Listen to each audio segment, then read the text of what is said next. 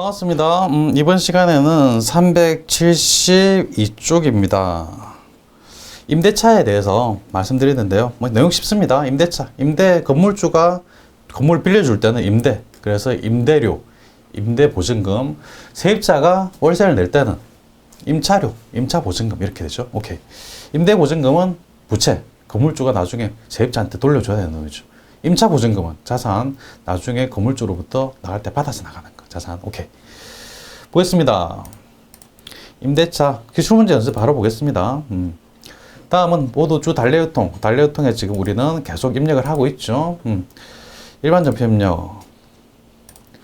이고 5월 13일 당사와 공장을 당사의 공장을 주 동산실업에 임대하는 임대차 계약을 체결했다. 우리 회사가 지금 임대하는 거죠. 임대하는 임대 계약 체결했으며 임대보증금 2천만 원 중 500만 원은 주 동산실업 발행 동산실업 발행 당사주표, 타인 발행 당사주표에 해당합니다. 이건 현금이죠. 현금을 받았다는 겁니다. 받고 나머지는 월 말에 지급받기로 했다. 아직 못 받았어요. 이거는 미수금이죠. 미수금 채권이긴 한데 이게 상거래가 아니죠. 상거래 상품 제품 원재료 거래 아니죠. 그래서 상거래 이외 미수금 역시 채권이기 때문에 그 거래처명을 써줘야 되는 거고. 그래서 현금 타인 발행 수표 500만 원 받았고 그 다음에 나머지 1,500만 원은 미수금 거래처 써줘야 되고요. 대변에는 보증금 받은 거기 때문에 임대보증금 역시 임대보증금은 채무입니다. 임대보증금 나중에 세입자가 나갈 때 돌려줘야 되는 돈 채무. 그래서 역시 채권 채무 거래 계정 과목에는 거래처 써줘야 된다. 이렇게 입력하는 거죠. 입력하겠습니다. 5월 13일입니다. 5월 13일 차변에는 현금 101 얼마? 500만 원. 5 플러스 또 차변이죠. 미수금 엔터하고 거래처 동산실업 여기 동산실업 금액은 1,500만 원. 1호 플러스 대변에 임대보증금 임제보가 아니고 임대보증금 역시 동산실업이죠. 엔터 넘어가면 안 되죠. 번호가 들어가야 된다는 거. 1011 동산실업 2천만 원. 이렇게 하는 거죠. 아래쪽 8월 21일로 가겠습니다. 전자제품 수리부서가 사무용 기기 임차에 따른 보증금. 건물만 임대차가 있는 게 아니라 사무용 기기도 임대차가 있다는 거죠. 그럴 때도 임차료, 임대료 씁니다. 사무용 기기 임차에 따른 보증금, 임차보증금이죠. 이건 자산입니다. 임차보증금 500만 원을 주 빅뱅사의 당좌수표로 지급했다. 우리 회사가 발행하는 당좌수표는 당좌예금. 그렇죠. 대변에 당좌예금입니다. 그래서 당좌예금 대변, 차변에는 임차보증금 역시 채권, 거래처 써줘야 되겠죠. 입력합니다. 8월 21일 차변에 임차보증금, 임차보 거래처는 빅뱅사 금액은 500만 원 5 플러스 대변에는 당좌예금이죠. 102번 당좌예금 화살표로 이렇게 넘어가고요. 500만 원 간단하네요. 끝입니다. 다음 페이지 보겠습니다. 3번 11월 1일 세진상사와 공장 건물의 임대차 계약을 체결하고 임차보증금 2천만 원과 1년분 임차료 1,200만 원. 보증금 2천만 원하고 1년분 지금이 11월 1일이에요. 근데 1년분을 지급한 겁니다. 올해는 11월 12일 2달밖에 해당이 안 돼요. 근데 내년 10달까지 다 1년분 1,200만 원. 그럼 1년에 100만 원씩이구나. 당좌수표 발행해 지급했다. 그러면 당좌수표니까 대변에는 당좌예금 전부 다 지급했으니까 2천만 원, 1,200만 원 합하면 3,200만 원. 그래서 대변에 당좌예금 3,200만 원 기록하고요. 차변에는 임차보증금 2천만 원 이렇게 임차보증금 채권이죠. 자산입니다. 채권 받을 돈이니 나중에 받아 나갈 거니까 세인상사 쓰고요. 가로에 단 임차료는 지급 시 전액 다 자산으로 처리한다고 되어 있습니다. 자산 임차료는 비용이에요. 비용인데 자산으로 처리한다. 그러면 비용을 자산으로 처리한다. 선급 비용으로 처리하라는 이야기입니다. 미리 줬다. 그래서 선급 비용, 차반에 선급 비용 입력해주고 이때 세인상사 어차피 자산이고, 이거 채권 채무, 엄밀하게 말하면 채권 채무에 해당한다고 볼 수는 없는데, 그래도 자산을 일부러 처리했으니까 세진상사로 거래처를 입력을 하는 내용입니다. 이거 선급 비용이나 뭐 선수 수익 이런 것들은 보통은 기말 결산 때 오는 계정 과목인데, 기말 결산 때는 계정 과목 입력을 거의 잘 안 해요. 문제에서 요구하는 경우 말고는 안 하는데, 기중이라면 이렇게 채권 채무로 보고 거래처를 입력합니다. 그래서 입력해 보겠습니다. 11월 1일입니다. 차변에 임차보증금, 임차보증금, 거래처 세진, 금액은 20 플러스. 또 차변이죠. 선급비용 1016 세진상사, 금액이 1200만원. 대변에는 당좌 수표를 지급했죠. 그러니까 당좌예금은 102. 화살표 3200만원. 오케이. 넘어가겠습니다. 4번입니다. 10월 12일 미지급금으로 계상되어 있는 공장 임차료 300만원을 임대인과 합의하에 보증금과 상계했어요. 이런 경우가 뭐 간혹 있습니다. 월세를 내야 되는데, 임차료 월세죠. 월세를 내야 되는데 월세 낼 돈이 없어가지고 보증금에서 까겠다, 그런 이야기예요. 보증금을 까면 보증금이 감소되고 임차료를 낸 게 되죠. 그래서 임차료 미지급금으로 계상되어 있다고 했습니다. 미지급금 부채죠. 부채로 계상되어 있었는데 이거를 미지급금을 없애고 임차료를 또 깐다, 없앤다. 그래서 부채의 감소는 차변의 미지급금, 거래처 입력해줘야 될 것이고요. 이거 지급 못할 때 미지급금 계산할 때 거래처 입력했을 거니까.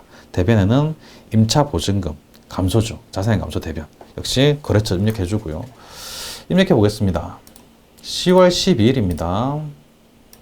10월 10일 차변에 미지급금 강남 부동산 금액은 300만원. 대변에는 임차보증금 1086 강남 부동산 해서 대변에 300만 이렇게 입력하는 거죠. 그런데 미지급금 이런 계정감이 나오니까 이 채권인지 채무인지 잘 모르겠다. 자산인건 맞는데 지급해야 되는 돈이다. 그러면 채무인 거죠. 받을 돈이다. 그럼 채권인 거고, 그렇게 판단하시면 됩니다. 근데 애매하다. 진짜 애매해서 진짜 모르겠다. 그러면 거래처를 입력하시면 됩니다. 거래처 입력 안 할 곳에 입력한다고 해서 감점은 없기 때문에 그냥 애매하고 모르겠다. 그러면 입력하시면 됩니다. 5번 보겠습니다. 8월 5일 원재료 보관용 창고의 8월분 임차료 80만원과 영업부서에서 사용하는 제품 보관용 창고의 8월분 임차료 50만원을 모두 보통예금에서 이체하였다. 그러면 일단 제일 쉬운 거, 보통예금에서 이체했다. 그럼 대변에 보통예금 나가겠죠. 80만원, 50만원 합해서 130만원이 보통예금으로 이렇게 대변으로 나갑니다. 그리고 원재료 보관용 창고, 이거는 원재료와 관련된 거기 때문에 제조와 관련됐어요. 그래서 제조경비, 이 80만원은 제조경비로 들어갑니다. 그 다음에 영업부서에서 사용한다. 영업부서에서 사용하는 제품 보관용, 영업부서이기 때문에 이거는 판매관리비. 그래서 50만원은 판매관리비 800번 되죠. 880만원은 제조원가 500번대, 50만원은 판매가 관리되니까 800번대. 이렇게 분리해서 입력하기 때문에 임차료 제가 제조원가 80만원, 파는 판관비 50만원 이렇게 분리해서 입력해야 된다는 거죠. 입력하겠습니다. 8월 5일 차변 임차료, 여기는 제 500번대. 500번, 바로 있네요. 엔터. 금액은 80만원. 800 플러스 또 차변이죠. 또 임차료. 이번에는 800번대. 판관비, 판매비 관리비. 그거는 50만원. 대변에는 보통예금 103. 103만 이렇게 103 기억하시죠? 넘어갑니다. 큰 소식이 하나 나오네요. 임대차 계약서가 나오는데요. 이거 한번 쭉 천천히 보겠습니다. 10월 24일 장훈빌딩에 창고를 임대하기로 하고 임대차 계약서를 작성했습니다. 임대보증금은 임대차 계약서 작성 시 모두 현금으로 수령했다. 그러면 차변에 현금이 적힐 겁니다. 그리고 10월 14일에 분기를 하는 거니까 보겠습니다. 이렇게 보통 임대차 계약서가 이렇게 구성이 되어 있어요. 보통 위에는 이 부동산이 어떤 부동산인지 부동산에 대해서 기록을 하고요. 이번 계약 내용에 이 중간쯤에 금액이 나옵니다. 우리는 금액이 궁금한 거죠. 보증금 4천만 원짜리입니다. 보증금. 계약금은 계약 시 현금으로 지불하고 잔금 4천만 원은 10월 24일에 지불한다. 그런데 계약금은 금 얼마 안 적혀 있어요. 계약금이 없다는 이야기입니다. 전체 보증금이 4천만 원인데 그냥 잔금 날짜 4천만 원 전액다 10월 24일 전액다 현금이죠. 현금으로 지급한다는 이야기예요. 그래서 10월 24일 이날에 4천만 원을 현금 받은 걸로 기록을 하면 되는 겁니다. 그래서 밑에 분계 보시면 이렇게 분계를 해놨습니다. 10월 24일에 10월 24일 이날에 현금 전액 받고 그 다음에 임대보증금 전액다. 거래처 입력해서 이렇게 입력하는 거죠. 만약에 계약금이 있었다면 그 계약금을 선수금으로 처리했을 겁니다. 그래서 계약 당일에는 선수금이라는 부채가 없어진 걸 차변에 선수금 써줄 수 없겠죠. 그런데 지금은 계약금이 없기 때문에 4천만 원 전액다 현금으로 받은 걸로 이렇게 입력하는 거죠. 입력하겠습니다. 10월 24일 차변에 현금 101 현금이죠. 01이 아니고 101 출금으로 했네요. 죄송합니다. 차변에 101 현금 4천만 원 사형 플러스 대변에는 임대보증금 장훈 빌딩 4천만 원 이렇게 두 줄로 입력해도 되고 이건 입금 거래죠. 입금 거래이기 때문에 한 줄로 그냥 입금 2번 눌러서 입금해가지고 294번 임대보증금 장훈 빌딩 1063 장훈 빌딩하고 4천만 원 이렇게 입력해도 상관없어요. 어떻게든 둘 중에 하나의 방법으로 입력하면 됩니다. 하나는 치우죠. 둘 중에 하나의 방법으로 입력해야 되니까 이렇게 하면 되는 겁니다. 사이즈가 큰 문제라고 해서 어려운 문제가 절대 아니에요. 익숙해지기만 하면 자주 보셔서 익숙해지기만 하면 얼마든지 쉽게 풀 수 있습니다. 이 문제도 사실상 쉬운 문제죠. 이렇게 한 줄로 끝날 수 있으니까 어려운 문제는 아닙니다. 계속하겠습니다. 예수금 어렵지 않습니다. 예수금 기억하시죠? 월급 지급할 때 세금이나 사대보험을 떼고 지급하는 그걸 예수금 일종의 부채 갖고 있다가 세금을 납부해야 되니까 줘야 될 돈이니까 부채입니다.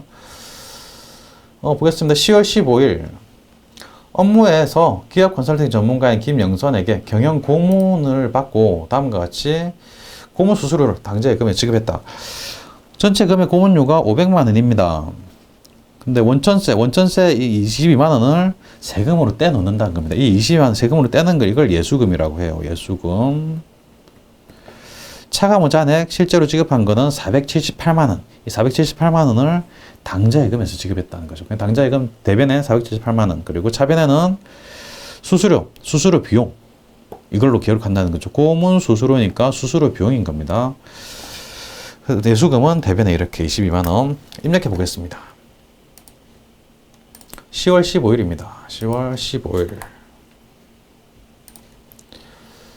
전체 금액 수수료 비용, 차변, 3번 차변 수수료 비용 해가지고 수수료 비용은 판매비 관리비에 해당이 되죠. 기업 컨설팅 영업부서이기 때문에 판관비, 판매계약 관리비 831 수수료 비용. 금액은 전체 금액 500만 원. 대변에는 일단 당좌예금이 나가죠. 102 당좌예금 얼마가 나가나요? 22만 뺀 거 차가무 지급액이 478만 원, 78만 원. 또 대변이죠. 예수금. 예수 엔터 하면 예수금 바로 나오죠. 22만 원. 예수님 아니죠. 자꾸 예수님 이야기를 하니까 이제 교회 다니는 분들 싫어하시는데 죄송합니다. 예수금 오케이. 이렇게 하면 되는 거고 이 예수금은 가지고 있다가 세무서에 납부를 하는 거기 때문에 부채에 해당합니다. 9월 25일입니다. 제조부서의 상여금을 예수금을 제외하고 보통 예수금을 이체했다. 예수금으로 떼놓고 나머지를 보통 예금으로 이체했다는 거예요. 상여금 전체 금액이 150만 원. 150만 원 그러면 상여금으로 입력하고 예수금은 100만 원. 나머지 금액 140만 원은 보통 예금으로 이렇게 대변에 써주는 거죠. 입력하겠습니다. 9월 25일이죠. 9월 25일. 차변에 상여금. 제조부서이기 때문에 500번대 506번으로 입력하고 505번 입력하고 금액 1,500만 원. 150만 원이 아니고 1,500만 원. 그리고 대변에 보통예금으로 지급합니다. 보통예금 103. 얼마를 지급하나요? 100만 원 예수금이니까 죄송합니다. 자꾸 영을 하나. 1,500만 원에서 100만 원 빠지고 1,400만 원. 14 플러스 플러스가 보통예금. 또 대변에 예수금. 예수금 100만 원이죠. 오케이. 여기까지 하면 어렵지 않으시죠? 계속 보겠습니다. 10월 9일입니다. 상여금 9월 25일. 지급 시 원천징수한 근로소득세. 원천징수 100만 원을 원천징수했대. 이거를 아마 예수금이라는 계정 과목으로 대변에 썼을 겁니다. 그런데 이거를 관할세무서에 현금으로 납부를 해요. 그러면 대변에 있던 예수금을 차변에 써주고 현금이 대변으로 나가는 거죠. 이렇게 보겠습니다. 10월 9일입니다. 10월 9일. 차변에 예수금. 금액은 100만 원. 1 플러스 플러스. 대변에는 현금 101. 이렇게 하면 되고, 역시 돈이 나가는 거기 때문에 출금으로 입력해야 됩니다. 이렇게 출금으로 하면 1번 누르고 출금. 예수금 100만 원. 이렇게 한 줄로 입력해도 괜찮습니다. 두 줄로 입력해도 되고 한 줄. 근데 두 줄로도 입력하고 한 줄로도 입력하고 둘 다 입력하면 안 되죠. 그래서 하나만 이렇게 입력해야 되는 거죠. 4번 11월 20일로 갑니다. 11월 20일. 다음과 같이 시월분 건강보험료를 보통예금으로 납부하였다. 보통예금 납부했으니까 대변에 보통예금을 쓰겠네. 회사 부담분 30만 원, 영업부 직원 30만 원이고요. 생산부 직원 50만 원. 그렇다면 영업부 직원 30만 원은 800번대, 생산부 직원 50만 원은 500번대로 따로 입력해야 되는구나 라는 판단을 할 수 있어야 되겠죠. 종업원 부담분 80만 원, 급여 지급 시 이 금액을 차감하고 급여 지급 시 이건 차감하고 지급한 거니까 이게 예수금이겠구나 라고 추론할 수 있죠. 그래서 급여 지급할 때 80만 원 지급하면서 대변에 80만 원을 예수금으로 기록했을 겁니다. 이 예수금을 지금 납부하는 상황이니까 차변에 써서 예수금 차변에 써서 부채니까 감소시켜 줘야 되겠죠.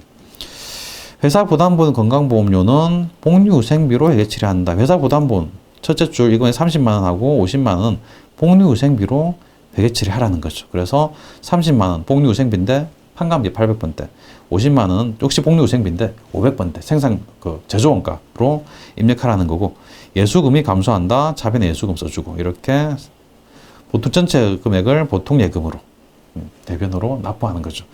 사실 이 문제가 쉽지 않습니다. 상당히 어려운데 그래도 여러 번 출제됐던 문제입니다. 유형이 이런 문제니까요. 한번 보시고 이래서 500번대, 800번대 그리고 복리후생비고 예수금을 떼놓은 걸 지금 납부하는 상황이기 때문에 예수금은 차변에 오는구나. 이렇게 천천히 추론하듯이 생각하시기 바랍니다. 입력해 보겠습니다. 11월 20일 차변에 복리후생비인데 첫 번째 판관비 800번대 판관비가 30만 원 했습니다. 영업부 30만 원. 또 차변, 또 복리후생비죠. 후생비인데 500번대 제조원가 511이네. 511 이거는 50만 원 생산부. 또 차변 예수금을 지급한 거죠. 예수금 금액은 80만 원.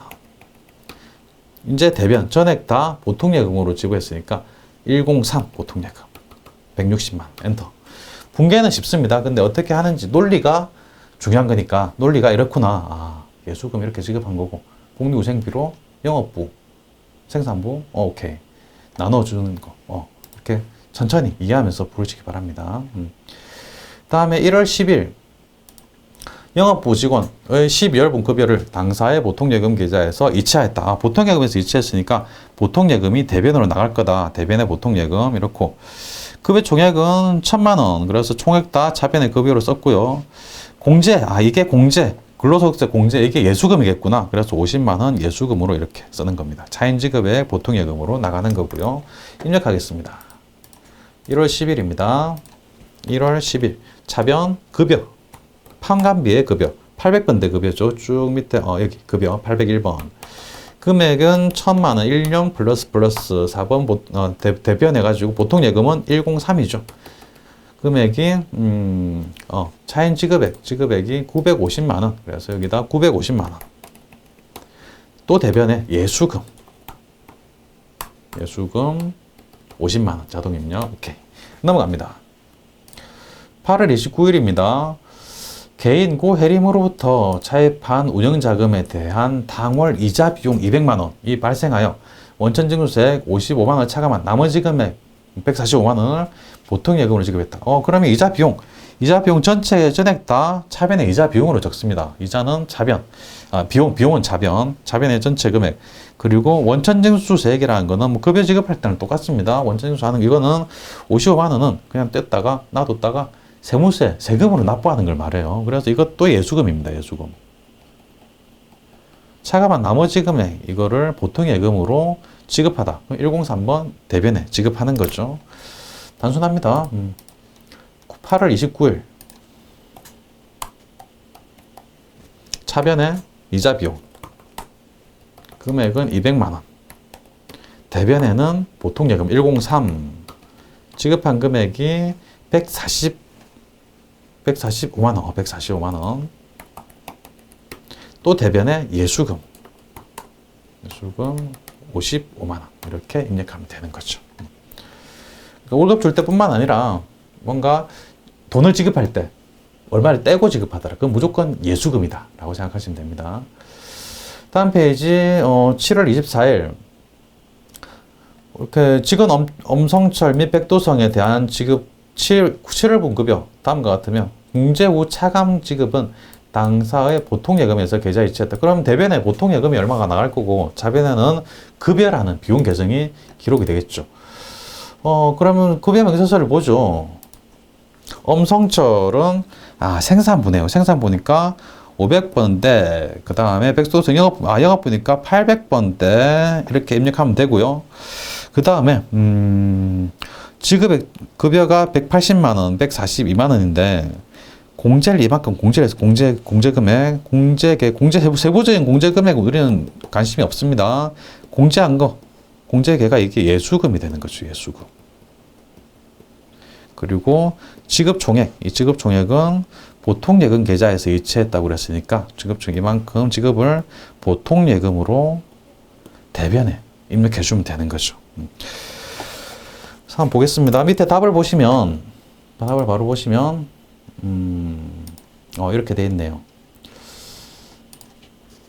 임금 생산 파트에서 일하는 직원들의 월급을 임금이라고 합니다. 그런데 뭐 급여라고 해도 급여 해가지고 제조원가 500번대로 입력해도 상관없어요. 임금이라고 해도 되고 급여에서 500번대로 입력해도 상관없습니다. 둘 다 답이에요. 그리고 급여 판매 판관비 이거는 이제 영업부서 백도성에 대한 급여죠. 보통예금 지급한 게 지급 총액 두 개를 합한 금액이 294만 3,760원이고요. 공제계 10만 8,840원 그리고 공제계 11만 7,400원 이거 합한 게 예수금이 되는 거죠. 예수금끼리 합하고 지급한 거 보통예금은 지급 총액끼리 합하고 이렇게 되는 거죠. 입력하겠습니다. 날짜가 7월 24일 차변에 급여인데 500번대 503 급여 또는 임금으로 해도 된다는 거죠.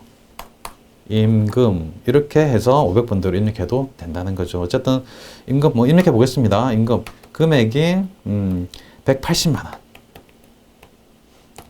또 차변 급여 이번에는 800번대 급여 801번 금액이 142만원 이제 대변이죠. 대변에 보통예금 지급한 거 103 보통예금 지급한 게 294만 3,700씩 2943760 또 대변 예수금 나머지 72만 6,240원 이렇게 간단히 입력할 수 있습니다. 이번 시간에 했던 내용 그리 어렵지 않으시죠? 예수금 보증 임대차에 대해서 했는데요. 역시 천천히 보시면 누구나 다 적응할 수 있는 부분이니까 열심히 하시기 바랍니다. 이번 시간 여기까지 하겠습니다. 수고하셨습니다.